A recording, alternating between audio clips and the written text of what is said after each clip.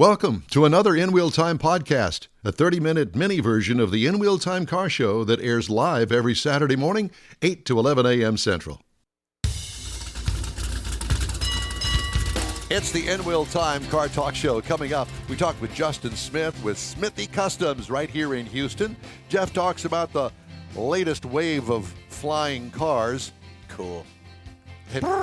Were you smoking something? No. No, not that time. Conrad has the car clinic, and later, an interview with the maker of the Moke. Cool. The maker of the Moke. Did you like that? Moke maker? Moke maker. Mm-hmm. Not smoke maker, but moke maker. Hey. We also have the stories making automotive news headlines straight ahead on this edition of the In Wheel Time Car Talk Show. Howdy, along with Mike out of this world Mars, King Conrad DeLong. We need more, Jeff Zekin. We do. I'm Don Armstrong. Glad that you could join us on this Saturday. It's going to be an interesting day because I'm going to start off with a little editorial. Sure, go right ahead. If I may. Sure. I have a friend of mine that took their, and you kind of reviewed this Jaguar F-Pace a few weeks ago. Yep, I did. And it has had some problems. And the problem is that you can't get the car license, the plate, because you got to get the inspection. Mm-hmm. Well, the check engine light is on. Well, take it in. Let's get the check engine light taken care of. It needed an inspection sticker, and that's where it all started. Come to find out that this particular F-Pace from 2017 also has a car warranty with it from Car Shield. Oh, my God. What a complete and total pain in the ass. Can I say that? Mm-hmm. Don't ever buy that.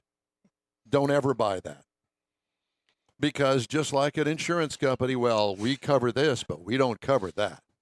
We cover this, we cover that. I need to delete my commercial proposal to them. I don't think they're going to Car Shield.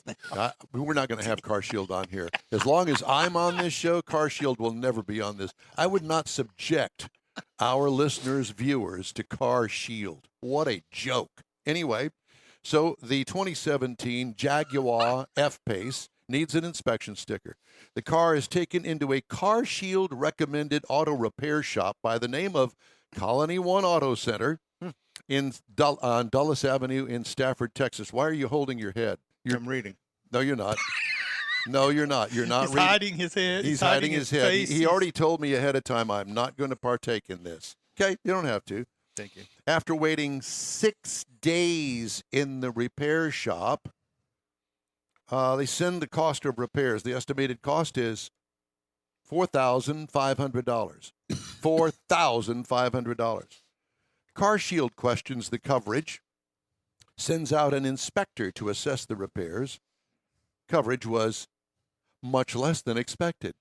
Oh, really? We'll cover this, but we won't cover that. One of the repairs not covered was a thing called a Simposer. Have you ever heard of a Simposer? I had to contact Conrad to find out what a Simposer was. He says, I don't know. Let me look it up. It's a thing that makes noise for the people that are in the car to make a V6 sound like a V8, I guess. In simple terms. Fair comment. Layman's terms. After several phone calls, because Colony One decided that we needed a Simposer. A Simposer. What has that got to do with the check engine light? Okay, fair enough. After several phone calls with Car Shield, they agree to cover it. An $800 item that had nothing to do with the check engine light. It was a sound creator that wasn't broken. Who broke it? Car Shield will only pay for a rental car based on labor hours, which equals 3 days. Follow that? Mm-hmm. At this point, the car has now been in the shop for 10 days with nothing being done to it. And the repairs have not started. The repairs are complete, according to them, after 15 days in the shop. 15 days for a check engine light. Car ran.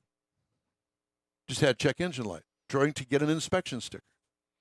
The car is only driven a few miles from the shop when the coolant light begins flashing. coolant is pouring out from the bottom of the car. Clearly, hoses were not connected, or somebody went under there and broke a hose. Not sure. So the car is then taken to another repair shop, somebody that she trusts. Due to the coolant leak saturating the belts and hoses, the cost for repairs for the coolant leak is now over $2,000, just for the coolant leak. That repair shop, I'm sorry, Colony One Auto Repair pays for the tow, because remember, we've got the check engine light on and now the coolant light. Pays for the repair back to Colony One and agrees to replace the coolant leak damaged parts. The car has now been in the shop for almost 3 weeks. Customer picks up the car only to find the check engine light still on. The shop must keep the car to replace the oxygen sensor. Okay, the oxygen sensor? The car is picked up again after over 1 month after it was initially brought in. Leaves the dealership, and guess what? The check engine light is still on. God. What the hell? Well, Mr. Owner Saqib Zia at Colony One, I think you got a problem, bud. And I've called you out, called Colony One out. Chris, the service representative over there. Hey, Chris, what do you do? What do you do besides write it up and say, oh, I'm sorry, we'll fix it? 1 month for a car that they claim on their website we fix foreign cars, including Jaguar. Oh, that mechanic's been with us for 37 years. Well, maybe it's time to find another mechanic over there. I normally don't get on some sort of soapbox, but this one really pisses me off. Thank you. I'm done. All right. Tune in next week. And hopefully the check engine light will be fixed come next week. Yeah, it will. Okay. What a great lead-in. Yeah. So now I am going to turn it over to you guys to I'm gonna talk to cry. Justin Smith. Justin Smith is with Smithy Customs. Thank you for putting up with my rant. I know that if you've been anything to do with automotive, you've probably heard these kinds of rants before, but I have never, in the 11 and a half years that this show has been on the air, I have never been so ticked off in my entire life. And this is a company, Colony One, that I used to go to. I used to, back in the day. Well, it's changed ownership, and clearly things have not remained the same. I remember And there I'm- was a I'm- torque wrench. I'm that glad went you were off on. through with your rant so that we can talk to Justin. Okay. It's all yours. Justin, good morning. Justin Smith with Smithy's Customs. He's crying. We Don't really- cry, Justin. It'll be fine. He'll get it fixed. Don't cry, buddy. I could say a whole bunch there, but I'll just, it's early morning. Just starting the day off right. That's exactly right. There's nothing like starting the day off angry, ticked off at the entire Or you get your world. blood going that way. And constipated. Yeah, coffee does that. We're good. Coffee does that.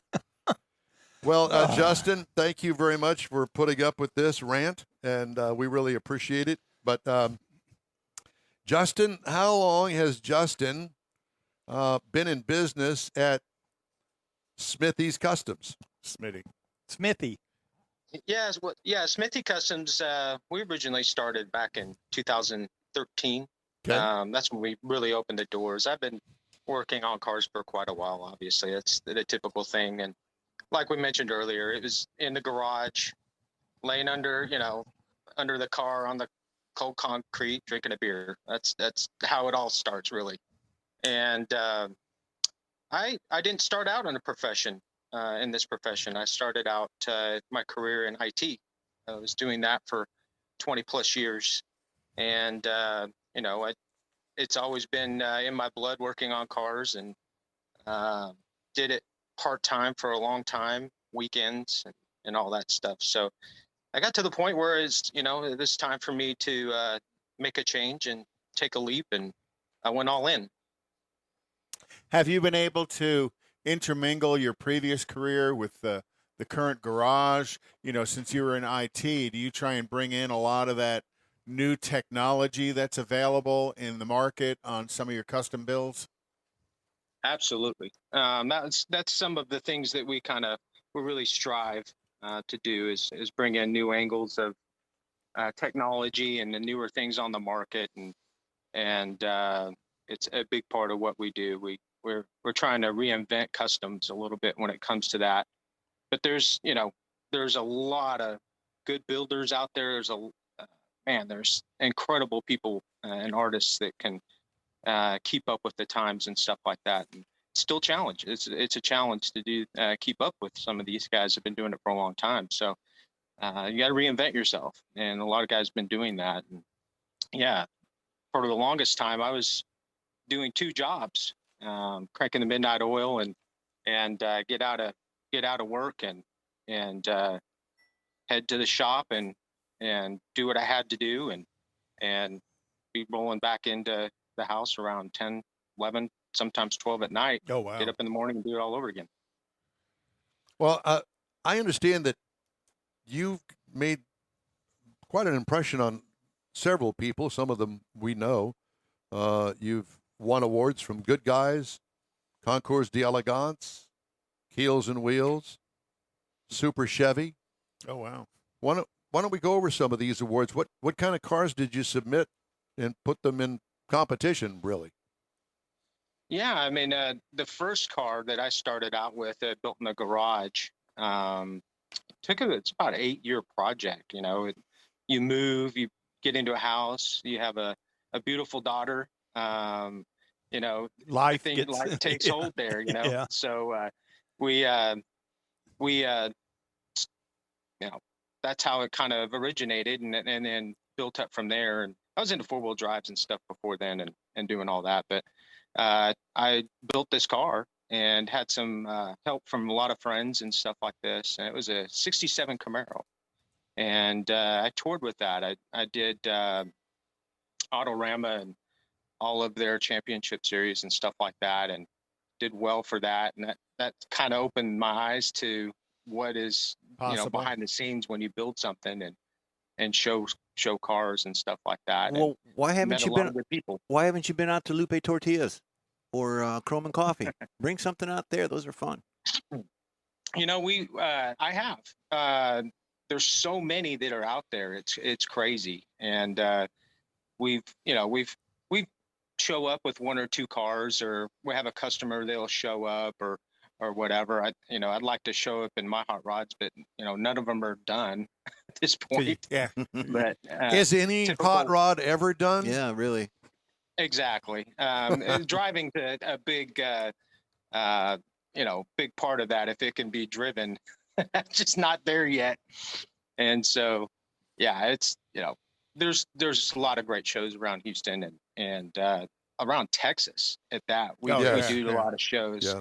I know that, for instance, you guys have a guest coming on later, JP from P Events, and I met him last year at Luke and Rod, and that's such a great show. If you got a hot rod or a classic, that is a wonderful weekend up there in Luke and Bach. Yeah, and that's just around the corner, isn't it? Luke and Rod? Yeah, it's coming September 9th, I think. Yeah. 9th or 10th. It's the weekend. So looking on your website, it seems like you have I don't know if it's a passion, but you have a habit of building a lot of Gen 2 Camaros Firebirds. At least what I can see on your completed and working projects, there's quite a few of that 70 to 73, 74-ish Firebirds and Camaros. Is that something that you're just real comfortable with, or is that just luck of the draw that that's what customers are bringing you? It all started with that first Camaro I built, and when I started building that, showing it and stuff, I was getting people, hey, can you build me one type thing, and we sit down over a period of time, and yeah, that's kind of the way that it went, and people really enjoyed the first car I built, so we built several more, and they back to back all over the country. I was building one for a guy in California, one in Florida, and we started building on those, and then it branched out from there. Where is your shop located?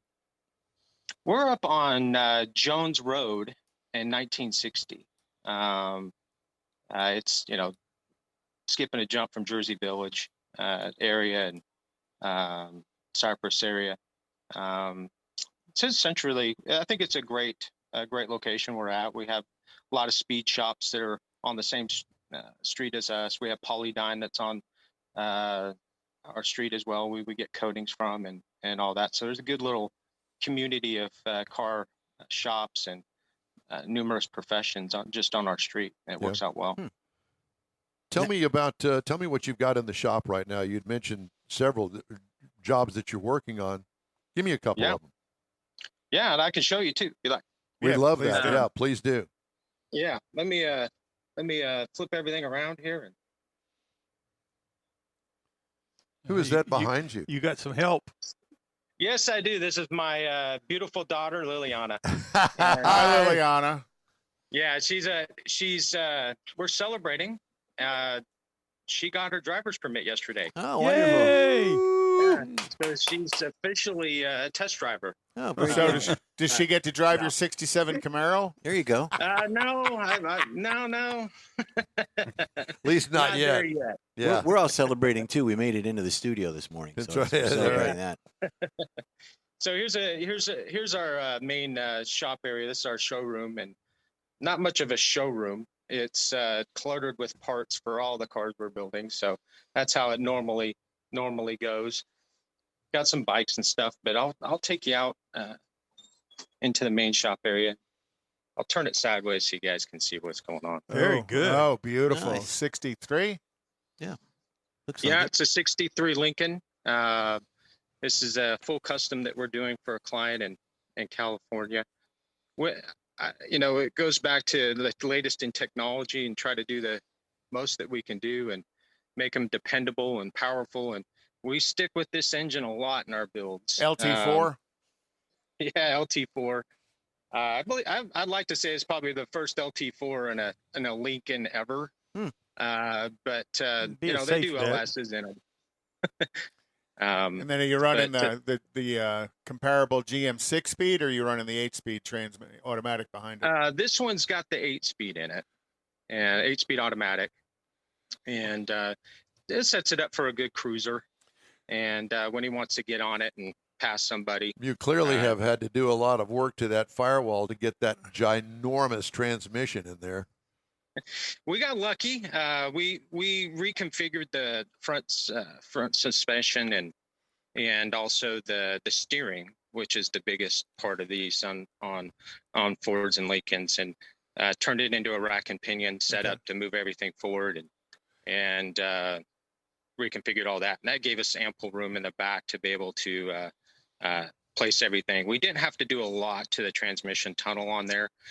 We had to do some, but not a whole lot. And it just didn't really impact anything in the interior or anything like that. Of course, when you're dealing with a bus that size of that Lincoln, I guess that makes it a little easier. what stage of completion is that vehicle? This is about 90%. Okay. And what'd you start with? We started with a car we pulled out of Chicago that was in a collection. It's a bullet ridden. And it ran, drove, everything. And we broke it all down and labeled everything. And this is probably the most extensive wiring setup that we've done in a car. And there are so many features they did back in the 60s on these that are all driven by a domino effect of relays and switches and all of that with the hydraulics. So we had to duplicate a lot of that in a modern form with timed circuits, timed relays, and all of that. So you replaced the whole sequential switching system for the convertible top with modern technology? So not on the top. I felt that it was such in good shape that we were able to just break that off and keep that switching. We just had to integrate into it a little bit for the rear power window sections where you have the top up and in order to close the doors, the rear window's got to come down a little bit, and so that's all automated. Oh, wow. And stuff like that, and so we had to get into it with that, and there's not a whole lot there with the top. It's a pretty segmented system by itself. It's self-sufficient and all of that. It's just replacing all the components and testing them and replacing what needed to be replaced, but everything else. But what a cool car! 4-door convertible Lincoln. Oh man, what an awesome car to get an opportunity to build like this. So how much of the build do you do? Headlights to taillights? Do you do the paint and interior work, or do you have people that you use to do that for you? So the only thing that we've kind of moved out, used to have Aaron Davis with Innovative Rides. He used to work with me before he moved up to Austin. Now he's with Joe Martin up there at Martin, and he does all his interiors and all that now. That's the only thing that we don't do in house is our upper class. All the interiors that we do that are really custom and stuff. We rely on him to find put it where it needs to. Find the expert on interiors and let them do. So I'm assuming that is an early 70 model Camaro. I just assuming that because of the rear wing and the small rear glass. 72? It is. It's a 70, and this is just about done. We run into some bad parts that didn't work out for us, so we had to replace the tailpiece on there. It cracked on us. So of course this has a 427 LS in it with a Holley management in it. It's a dual TBI setup that's in there, and it came out. I can probably pop it up so you guys can see that. Looks cool. Sounds great. Got grease hinges, but yeah, just a little touch on the old school with the scoop and all that, and bringing that around. And the client really kind of has a lot of wants and little things to do, and we kind of bring it all into place. And the scoop was a big part of it. Yeah. So was the car originally a split bumper, or have you added that to it? No, it wasn't. It was a stock 70 and a half, and we added to it. Oh, and then everybody's got to build a truck. This is one of the ones we just finished, and this has got an LT4 in it, Porter-built chassis, and this is the first one that we did with the A10 setup. And it's got a 10-speed automatic in it. Oh wow! And it's a rocket. It's a lot of fun to drive. And the lowering system on it, something you guys custom built, or is it somebody's kit? Yeah, this is a Porter-built setup. It's their level, I think they're level 3 setup. This, like a lot of cars that we get, not all of them, a lot of cars we get, there's a lot of stuff that was done to them prior, and that's one of them. And the paint was done on this prior as well, but we had to go back and fix a lot of it. It just wasn't well done in some areas, so we repainted some of the truck, and redid the bed on it, and added a bunch of features back there for him, and it was a good over truck when we got it. Just had need a lot of help. Little detail finishing work. Yeah, it's nice looking. And 64 4 Riv. Yeah, it's an LS conversion. This was one that came out of Austin. This was an Austin speed shop for a while, and then it moved out of state to get to this state, and then it went back to Aaron up in Austin, and then now it's back down here for finishing. Is that part of the history of the cars that people keep? Is all the different shops it's been in through their life? I guess. I mean, personally, I like to start and finish as we go through it. But you get them as they come, right? And help as much as we can. That's a big part of it. Is we're a big community, and we help as much as we can when it comes to the projects. They've just been all over the place, and so much has been done to them. We gotta. So you have a pretty eclectic range that you work on, from the trucks to the Rivs to the Continental to the Camaros, and then in somewhere 50s Ford truck as well. Yeah. We've been blessed to be able to, just do different cars and different types of projects and from different drivetrains, and there's a roadster shop chassis truck with, a Coyote in it with a 4-speed. So the thing that I see, the theme of this is there's either an LT or an LS in it. Seems to be. How many were tubbed? That's what I'm. Yeah, all of them. Yeah. Well, all of them. That's a big part of what we do. That's my style. But we do go back. We've had cars where, we have naturally aspirated, the 302s, 333s, 347 Fords. We've done all of it, but they're all going to have fuel injection on them. Exactly. absolutely. Exactly. Well, Justin, it's great to talk to you, and we sure appreciate you taking the time out of your day to talk with us, give us a tour of the shop. It's smithycustoms.com, and it's absolutely a wonderful, wonderful shop. So, Justin, thank you again. We really appreciate you. Excellent. Thank you all. It's glad to be here. Yeah, thank you. And I'll put your website up on our social media. Thanks. Excellent. Thank you. All righty. He's got some nice stuff in there. Mm-hmm. What a beautiful shop. And I was just going to say that right there tells you a lot about who he is and what kind of work he does. Right. Look at that shop. Yeah. All right, time now for the In-Wheel Time racing calendar. Conrad has that. So racing, this weekend is some NASCAR stuff going on. Michigan tomorrow, Richmond next weekend, Watkins Glen the weekend after that. August 27th, Daytona night race, which generally was July 4th, but this year they did something different. And Didn't they do the mud or the track, the dirt track in LA or something? Yeah, they're doing well, no, that was opening race of the season. Every time I watch a NASCAR race, there are fewer and fewer people in the stands. Isn't that the truth? It is amazing to me. They keep trying to reinvent themselves. How about They lose fans because of it. Absolutely. Why not go back to what brung you here? One is the cars. Yep. Not a big fan of the cars. Oh, you don't like the new gen? No, I don't. I want to see them race the cars that you get in the showroom. Oh, yeah.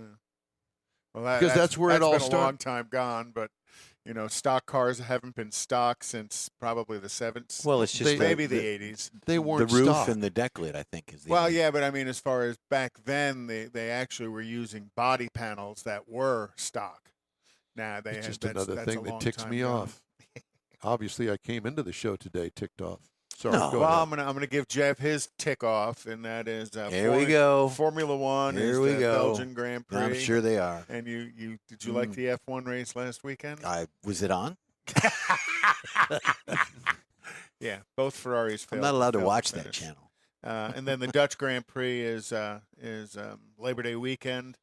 IMSA, they are at Road America this week, so the Corvettes and the Cadillac DPIs, and I guess they were taking the new Cadillac Test hybrid car. They were doing some test laps in it to show it off. Yeah, they didn't call me. I was.